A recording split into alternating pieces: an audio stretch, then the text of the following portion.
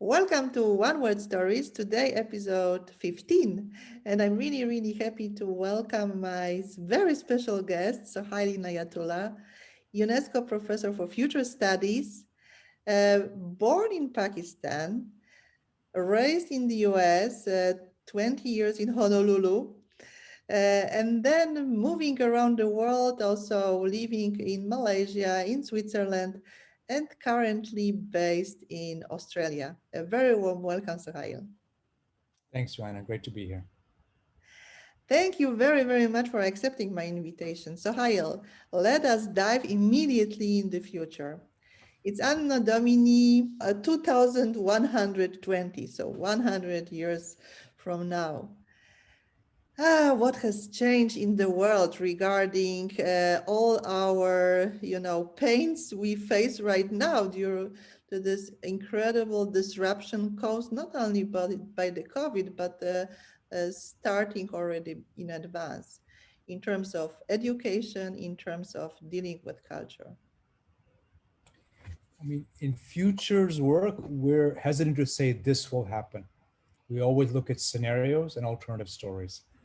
I can tell you clearly the future I prefer. The optimistic scenario, I'm happy to share that. But I can't say you this will happen. That would be a mistake for anyone. Yes, definitely So, yes. So what is the most positive scenario? so for me, the preferred scenario one by in 100 years, gender equity. A bird can't fly on one wing, it's bird flying on two wings. Second is spiritual culture is considered the norm. We're spiritual beings having a body experience. So spirituality is not something strange.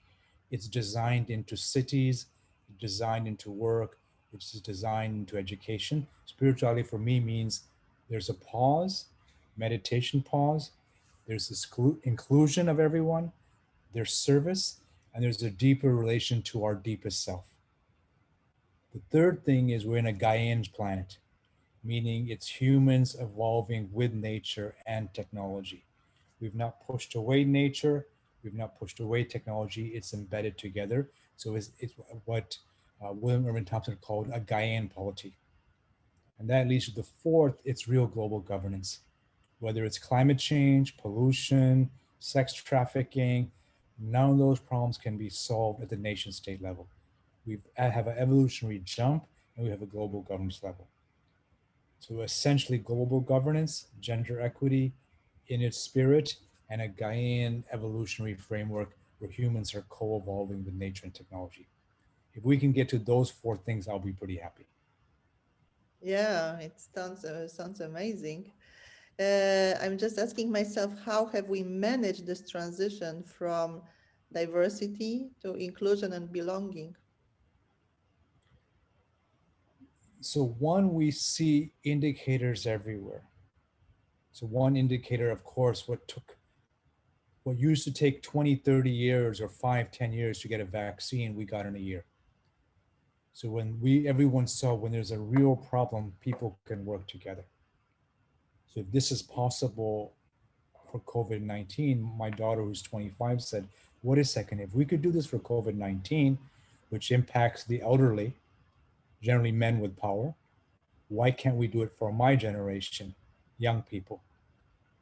So now the excuse it can't be done is gone. It can be done. So we're very clear about that. So the cost to not do something outweigh the cost for doing something. So I'm idealistic in my vision of the future, but I'm very clear. People act when the costs are very high or when the costs are low, so they do it. So it's this shift to renewables. It was expensive before. Now we know it's getting cheaper and cheaper. So the political costs to shift when the financial costs are high are difficult. The political costs to shift when the financial costs are low are very easy. Mm. And what happens, stakeholders increase the cost. In Australia, there's been some horrible issues with ministers involved with the oppression of females. And now the general public has raised the costs. If you continue this behavior, we will vote you out. Yeah. So I remember the head of the European Parliament 10 years ago said, we know what the right thing to do is. We know what the right thing to do is with respect to climate change. we don't believe we can get elected on it. So one shift is people see their role in the world differently and they push representatives to act differently. So Yeah. that's a consciousness shift. And suddenly, one day it's like this, the next day it shifts.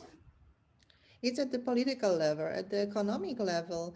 Can we also talk about the shift from profit towards GDP measures, just like in Bhutan, so that the indicator is actually measuring of the happiness index and not necessarily the income?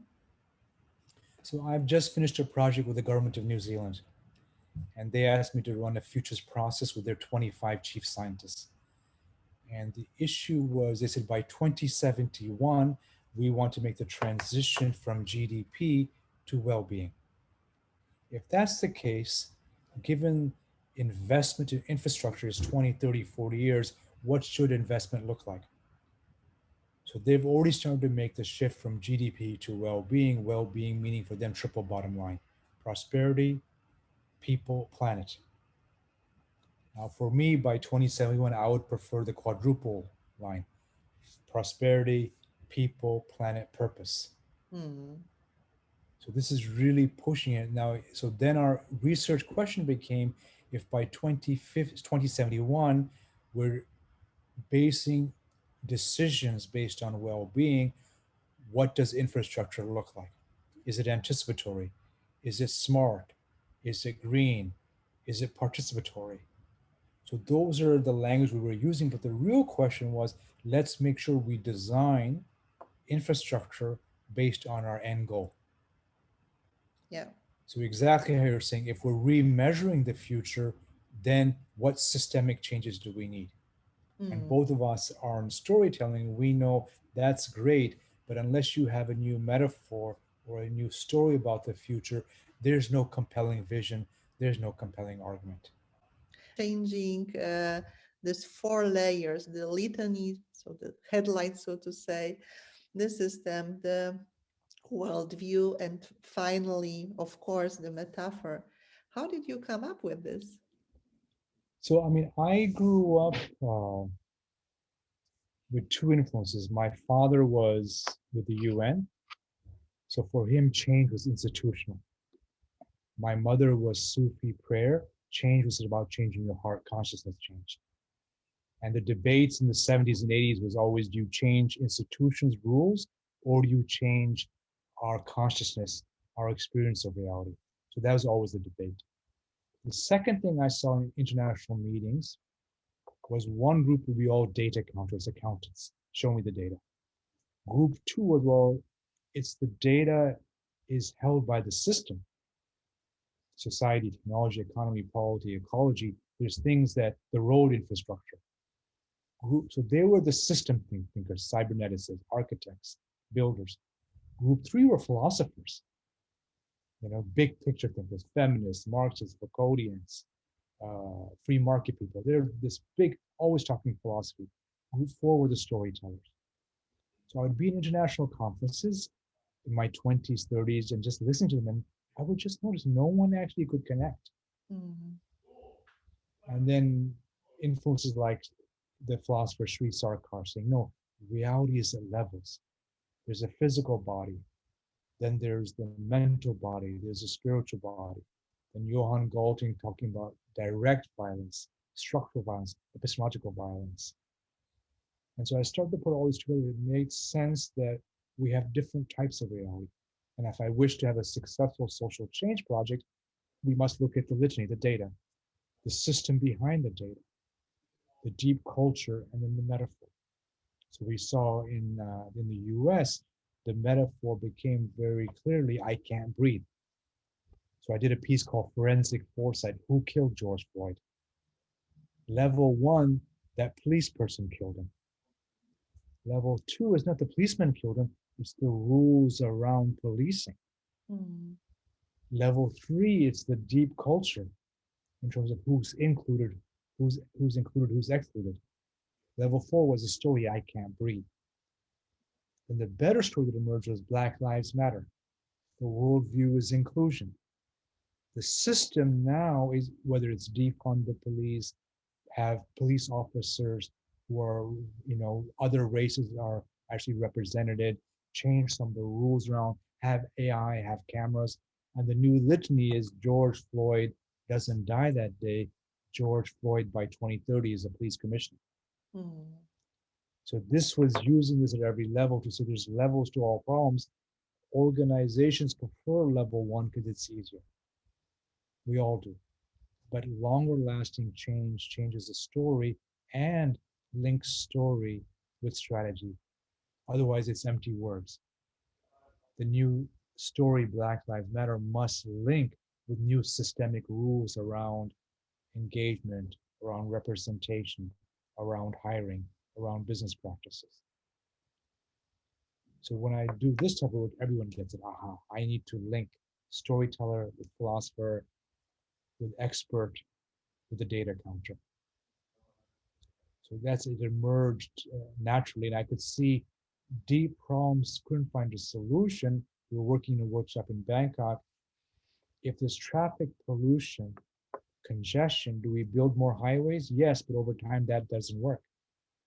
In Asia, the old story is West is best. The worldview of design cities like LA, or is the new story, I love my car to I love my community. If I love my community, then the European design makes far more sense, right? Pedestrian, walkability, slow time, connection. Mm. So once you change the story to I am my car to I am my community, then you start to design from story. So CLA emerged through these conversations, through these meetings, and trying to put together different types of information and then make it practical, workable. And it keeps on changing as more people get involved, work on it. And then more and more the last 10 years, I've been working on the CLA of the self. Mm. So if I have a problem, you have a problem, the litany is my anger with the problem. Why do I have this issue? What am I in conflict with? Which selves are in conflict? What's the origin story, the worldview? And what's the metaphor? Then we change it. Mm. It's very powerful. It's very, very And it powerful. works. People love it. It works. And that's the main thing. It leads to insight that changes strategy. So as with these visions of the future, you always need a compelling metaphor, narrative, so people can actually purchase with the deeper part of their brain, their heart, if you will. Mm, definitely. It's also about changing the mindset and also especially the heart set. And Yeah. this is possible only when we work with really strong narratives and with metaphors that are accepted. Yeah? So it cannot be Well, abstract. It too has to far. be something people need to relate to. Well, for us, it's both. Now, as a futurist, I always have that problem. Hmm. If we emerge with a metaphor that makes too sense in the present, it's great, but then their strategy stays today focused. Oh, yeah. If it's too far in the future, then like you're saying, it's inaccessible. So the project was doing with one country, looking at the future museums. We're in the middle, so I can't say which country yet. We were saying, what do museums look like today? They said, well, they're like a fractured mirror. People see what they want. There's no holism, no integration. And I said, well, what do we want it to look like in 2071? We came out with the idea of the living mirror. So mirror is today, but then we talked about the living mirror using immersive technology. So we see the mirror helps us see ourselves, immerses in the artwork, gives us real-time information about our health, and the mirror takes us to a different world. Amazing. It sounds So amazing this because, yeah. so this where the metaphor connects with the present but moves us to the future. So our work, we have to do both. I can't just solve today. I have to actually work with groups to create a new possible story for the future. So we create what you might call in science fiction language a temporal bridge between today and tomorrow. Mm, yeah. And we do that at the inner life as well. So when we do futures for the self, I always take them to 2030 and we talk to your future self. So I always say, don't make decisions just on you today. What would yourself when you're 80 say? So we meet with the self from the future and allow the self from the future to create a bridge with today, and that self gets advice. And the future self rarely says, be angry, be mean. Doesn't say that, right? It says things that are tend to be wiser. Hmm. Yeah. Yeah. Yeah. So as you have just emphasized, it's also about working with very powerful questions, also coaching questions, self-development, and just very, very high self-reflection, which definitely back to your project with the museum can be enhanced by art. So this is also a big paradigm shift that it's not only about contemplation, so that especially right now, we cannot go to the museum, we cannot go to any art institution, everything is closed. So how can we actually still um, have this, so to say, cultural life, but even go beyond, not only to see, to be the passive observer, but also to apply these pieces of art to enhance understanding across cultures, to enhance understanding regarding our own health, maybe also mental health, and really to have a completely new approach towards living surrounded by art. Yeah, I mean, I think the critical part in terms of what you said, Joanne, was passive. So I think a month ago I was having an issue with one organization and I always felt some discomfort, even anger. And then I did the CLA process. What's the issue? What's the conflict? What's the worldview origin? And what's the metaphor? The metaphor was feeling handcuffed. Mm, So I said, okay, so I feel handcuffed in this relationship, in this project. So I went through the CLA process, closed my eyes, and a new metaphor came. It was community is the key. So I went from passive, handcuffed, to community is the key. The key opens the handcuffs. Then I said, okay, what does that metaphor mean in the real world? It meant ask the community members who are part of this project for assistance. mhm. I can't open the key. I was very clear. They helped me, and the solution came like that. So the metaphor helped me find the solution to the passive stuckness. So in our work, we're always trying to help people move from passive metaphors to active metaphors, where they feel stuck or confused or caught between stories, to stories which allow alignment of different styles, stories that are active. Yeah. So this is part of as the world changes, we want to help individuals, organizations, countries find new stories. I remember one country I was working with, it was actually a wonderful project in Oslo. Uh, we were looking at the future of education. And when I went to the ministry, because of the terrorist attack a few years ago there, the entire building was basically like a castle. And their metaphor was basically education is like a castle. We have to protect ourselves from stakeholders. And so when we said, well, okay, that's true today, you had a traumatic experience, no one's denying that. Uh, what would you like the story to be? And they shifted it to the jazz orchestra. And so now I think, okay, jazz orchestra, that's freeing, that's castle is caught, stuck in a castle, to creating the jazz orchestra, your movement. And I said, what does that mean? Well, it means students are working on excellence. Each student is a musician playing, but we want them to learn the skills of the 21st century, which is not just individual excellence, but Mm, cooperation. yeah. And then we can't tell what's going to be the right product when they'll graduate. The best orchestras are engaged in emergence. Mm, Something new emerges as the problem emerges. yeah. Now, then the critical part became, well, what does the ministry do? Well, the ministry creates a platform for the orchestra. It creates a safe space. It brings in the technology. It funds the orchestra. So now the ministry is not there just to judge who passes, who fails, but actually the judgment goes on excellence plus cooperation plus emergence. So their story shift. their story shifts as well. I love the metaphor. I love the metaphor because it's so empowering. It's really giving the young people, so to say, enough knowledge to Yeah. trigger a curiosity and, so to say, start the development of wisdom and to empower them to improvise, to really jungle these pieces of Yeah. knowledge and not just to replicate, copy, and that's why get grades. Yeah. So it's very, very And, powerful. and the mistake many groups make, and you would know as a storyteller, they say, okay, so the new metaphor is jazz orchestra. I said, no, Hmm. it's context dependent. Yeah. So now within another country, we ran the same process with the office of the president, and he had his group there. And they said, our current reality is we're in a castle. Our new metaphor is the wrecking ball.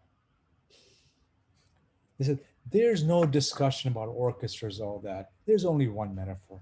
Take the wrecking ball, destroy the castle. They said, that's what we need now. We don't need this other stuff. So that was the one that made sense to them. And I liked it. It was active, it was powerful. It was saying this problem cannot be solved by merely technical re engineering of skill sets or measurements. This is destroy the joint. Yeah. Yeah. And that gave them power. So I always tell groups there's no a priori Jungian metaphor archetype there available. You have to create it based on your knowledge based, your local context, your capabilities. Because if it's based on that, now you have the power within your framework to make a change. If it's external metaphor given to you, then we're just not just colonizing the economy, we're colonizing stories. Definitely, definitely. And I'm really grateful for your term colonizing stories because this is actually the tricky part about working with such powerful metaphors. Yeah, that is, they can be misused. Yeah, I mean, this is for us as futurists who are concerned about power. I've seen world leaders, the ones who use metaphor better, have a better chance to get reelected. They tell the story because people live in story. However, they have a choice then. Fear is the easiest way to get reelected. So that's the stories of exclusion. In Australia, Prime Minister John Howard many years ago, he was saw his election chances decreasing, so he used the metaphor of children overboard, Mm, claiming that refugees were throwing kids overboard to come to Australia. mm, So the story behind that was don't trust these refugees, vote for him, he's safe. So mm. he used the story of exclusion, easy votes. Both you and I, you asked me what's my preferred future, it's the metaphors that we're all in the same boat. So my favorite one in terms of COVID-19, the amazing Prime Minister of New Zealand, she developed her strategy quick, decisive, community tracing, inclusion of Maori, but her metaphor was a team of 5 million. So New Zealand is famous for sports. So she linked sports. We're a team of 5 million. Mm. And just a month ago, one person didn't wear a mask or didn't follow the rules. And she said, you let down the team. Yeah. She Mm. didn't say you broke the law, but Mm. she did. She said, no, you let down the team, which is much more personal. And you feel, oh my God, I let down the Yeah. team. Yeah. She said, no, act in a way that we're together. Another great one, Vana Miljevic just finished a piece on futures preparedness. And one story that came out was same planet, same ocean, different boats. Mm-hmm. And so then how do we unite the boats? Because right now we're protecting all of us by keeping the boats separate, but eventually we're going to have to reintegrate. And then the metaphors that people were using earlier was, I don't want to say them because it gives them energy, blame a particular culture, Yeah. what Mr. Trump was doing. Yeah. So they're metaphors that create fear, exclude, lead to violence. And the long term implications are always clear that those metaphors then come back and haunt you. We saw that with Mr. Trump as well. He went with exclusion, and the Americans chose no, we want a different story. Yeah. Yeah, you have just mentioned that there are this let's say opposite, completely opposite stories, just like in New Zealand, just like actually also in Germany. When I think of Angela Merkel and what she is doing currently, of course, the lockdown is painful, and still the narrative behind is exactly this one you are emphasizing. So we all are sitting in the same boat, and the young persons have got responsibility for the whole community, for the entire community. And it's incredibly powerful. So, when I also look at my teenage kids and also their peers, it's fantastic to listen to them. That, of course, on one hand side, it takes way too long, definitely, yes. On the other hand side, Painful. they are solidarity driven, and it's part of the game for them. So this is really incredible how important this dominant narrative is for the entire community in terms of inclusion. Definitely, yes. And as for the kids, and as for the educational system, you have also just mentioned that you've been working with CLA. Your fantastic approach, fantastic method. I had also the chance to get to know it when you were in Hamburg, It was a great meeting. 2015. It was wonderful. It was really very, very powerful. And I still remember you were also talking about this casual layer analysis regarding educational systems. So there's different scenarios. And back then, when you were talking about it, of course, it was part of our reality. Nevertheless, during the COVID time, it was even, more tangible. So the headlines give every computer, every student a computer. Yeah, this was the scenario one. The scenario two, hey, wait a second, it doesn't solve a problem even if everybody has got an iPad or computer, whatever. It's about the teachers who need to know how to work with this. Otherwise, the kids are sitting in front of the computers and say, "Oh my God, it's so boring. I don't want to." Yeah. So also part of the homeschooling dynamics. And then exactly this really positive scenario, the positive scenario about really this ecology of learning, so that also the teachers accept that they can learn from the pupils a lot as much as the pupils from them. So how do the people actually react to such scenario when you work with them in this educational context? Like, Because it's there's a really give and such a take, right? paradigm shift. Yeah. Yeah. We were doing one project, this was 2 years ago, and it was taking 50 principals and teachers with students through a process. And the students developed a story called the Tinder of education. Okay. And the principals, what's Tinder? What's Tinder? And we had to explain them, okay. And then it was swipe left, teacher stays, swipe right, teacher goes, whatever it is. Swipe left, principal goes, swipe right, teacher, principal stays. So they reconfigured with that story the student at the center making the decision. So I was watching them do a skit, and first the teachers and principals, this is amazing, exciting, going from ministry led education to really student at the center.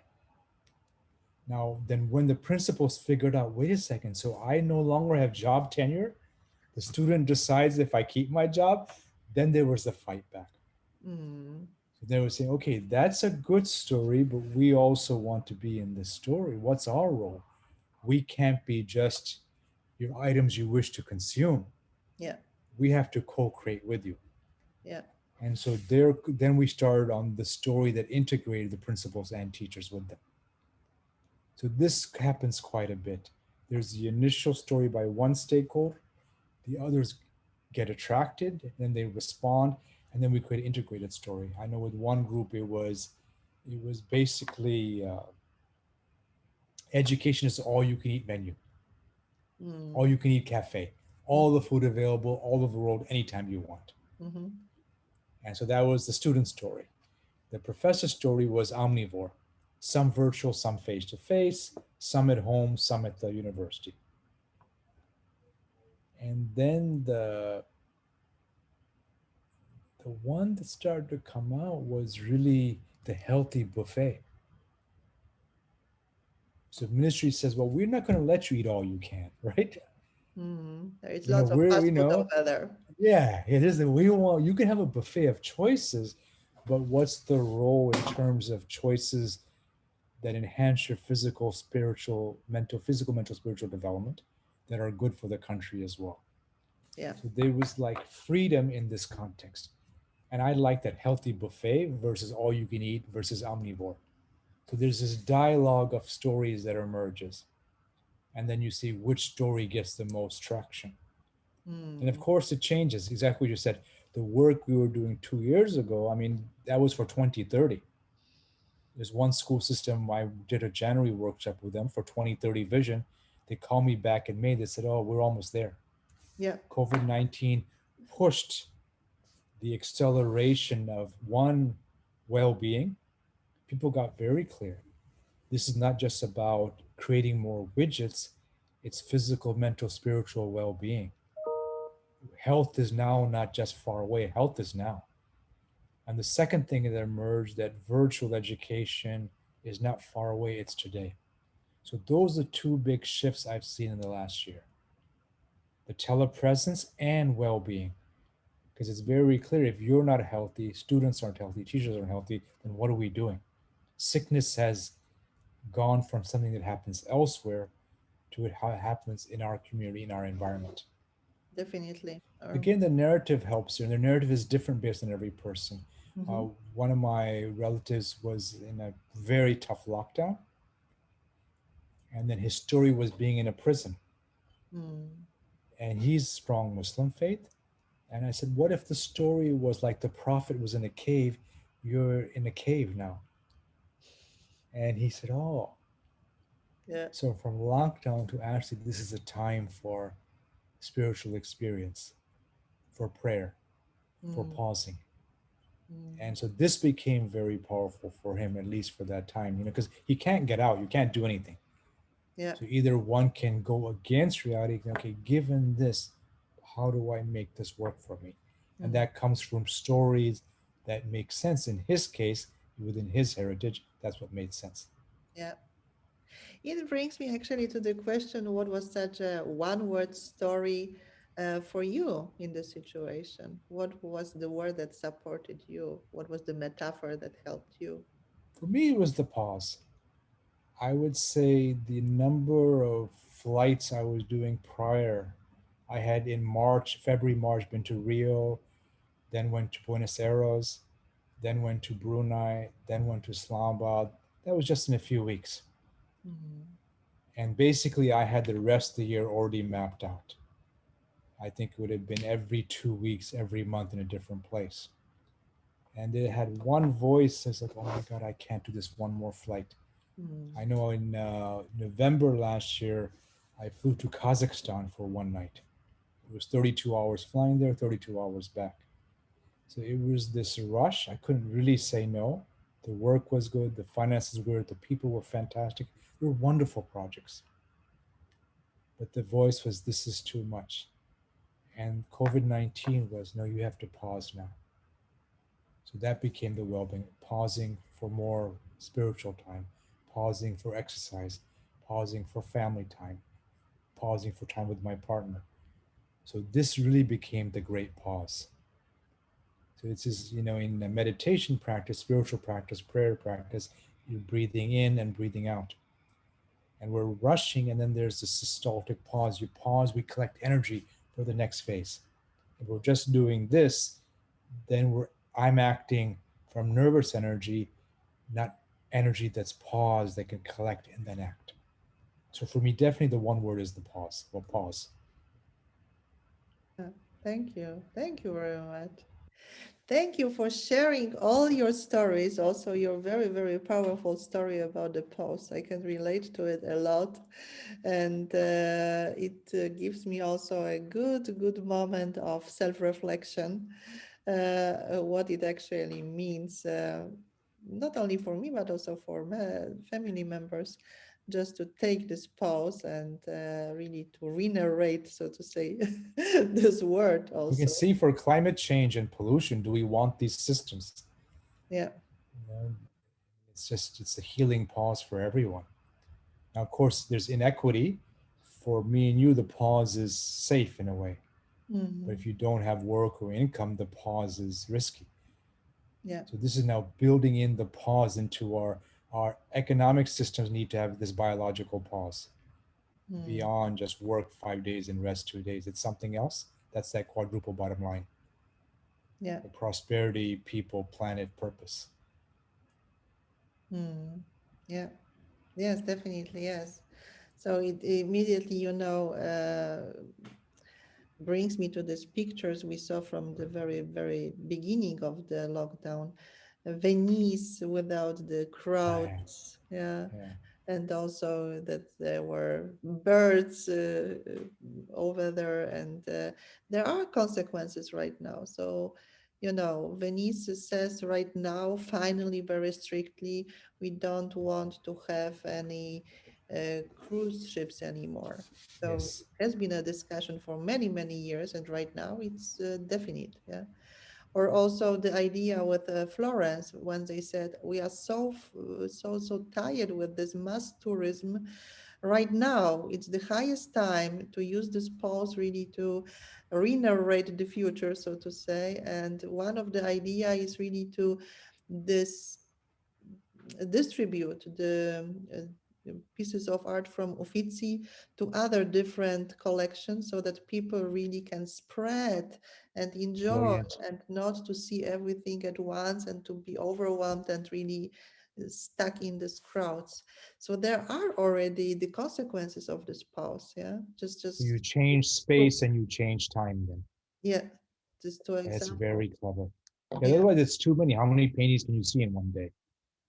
The next, it's diminishing value of culture in a way. But if definitely. you space it out, it's better. No, that's fantastic idea. Definitely, definitely. Oh, so many wonderful, stories that emerge right now, and I'm really, really grateful that you also came up with so many wonderful stories you were working on with governments, with the museums, with educational systems around the world. It's really fascinating how powerful it is. And what is your dream to apply it? In one more area that you haven't so far? Is there Well, any? we started this meta future. I mean, because of COVID-19, one of my person who took my course twice, Adam Sharp, and he said, "Look, I have a month off. Well, let's do go online." So my first course was Become a Futurist, Futures 101. Then my colleague Ivana Milevich has a course called Conflict Transformation Futures. How Mhm. do we use these methods when we're in conflict in an organization? And now my new course will be CLA of the Self. So that's the online course. Anyone with an issue can go through the process, etc. So that's the area which I haven't done, making it easier, accessible, without me having to be there. Hmm. Yeah. So I go from I become a hologram more and more. I change my physical story to a virtual story. So I wish you lots of joy Thanks, Joanne. I appreciate during it. this transformation, and of course, lots of very, very powerful stories around you, so that you also see the fruits of this transformation when people work with CLA and when people work with you. Either face to face, this is the future, or as you say, as a hologram. hologram. Thank you. This has been great. Thank you very much. Thank you. All the Thanks, Joanne. best. You too. Take care.